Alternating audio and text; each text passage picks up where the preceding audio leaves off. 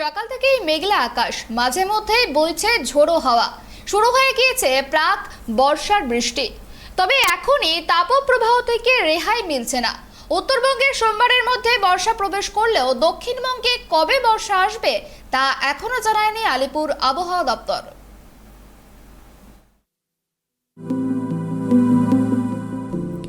অবশেষে রাজ্যে দুয়ারে বর্ষা। আগামী কয়েকদিন রাজ্যে আবহাওয়া অনুকূল পরিস্থিতি থাকবে।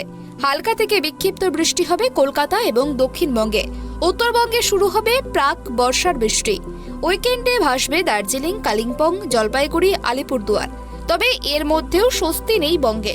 তুমুল বৃষ্টিপাত হলেও তাপপ্রবাহ বজায় থাকবে জেলায় জেলায়। দক্ষিণবঙ্গে রবিবার পর্যন্ত তাপমাত্রা ঊর্ধ্বমুখী থাকবে। দুপুর গোড়াতেই মধ্য গগনে সূর্যের চড়া রোদ, ফলে বৃষ্টি হলেও হাঁসফাঁস গরম থেকে এখনই রেহাই মিলছে না রাজ্যবাসীর। সোমবারের মধ্যে রাজ্যে প্রবেশ করতে চলেছে বর্ষা, এমনই সুখবর দিয়েছে আলিপুর আবহাওয়া দপ্তর। শনিবার থেকেই প্রাক বর্ষার বৃষ্টি শুরু হবে উত্তরবঙ্গের জেলাগুলিতেও। হাওয়া অফিস জানাচ্ছে, দার্জিলিং, জলপাইগুড়ি, কালিম্পং, কোচবিহার, আলিপুরদুয়ারে রবিবার থেকে ভারী বৃষ্টি শুরু হবে। 15 জুন পর্যন্ত ভারী থেকে অতি ভারী বৃষ্টি চলবে এই 5 জেলায়। দক্ষিণবঙ্গের ক্ষেত্রে উপকূলের জেলাগুলিতে ধীরে ধীরে বৃষ্টি শুরু হবে। বিক্ষিপ্তভাবে বজ্রবিদ্যুৎ সহ বৃষ্টি শুরু হবে শনিবার থেকেই। রবিবার বাড়বে বৃষ্টির পরিমাণ। তবে দক্ষিণবঙ্গের পশ্চিমের জেলাগুলিতে অর্থাৎ পুরুলিয়া, বাঁকুড়া, পশ্চিম মেদিনীপুর, ঝাড়গ্রাম, বীরভূম এবং পশ্চিম বর্ধমানে আগামী 13 জুন পর্যন্ত তাপপ্রবাহ চলবে।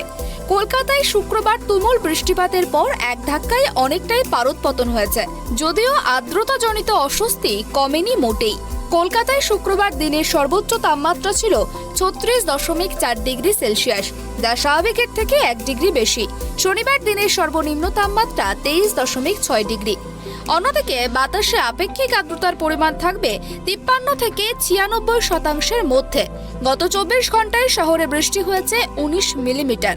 এদিকে শুক্রবার বিকেল থেকে রাত পর্যন্ত শহরে একাধিক এলাকায় এক নাগাড়ে বৃষ্টিপাত হয়েছে। ক্ষণিকের স্বস্তি মিললেও জমা জলে নাজেহাল অবস্থা শহরবাসীর। এদিকে শহরে বজ্রপাতের জেরে শুক্রবার সন্ধ্যায় 2 মহিলার মৃত্যুও হয়েছে। Bureau report, tribe TV.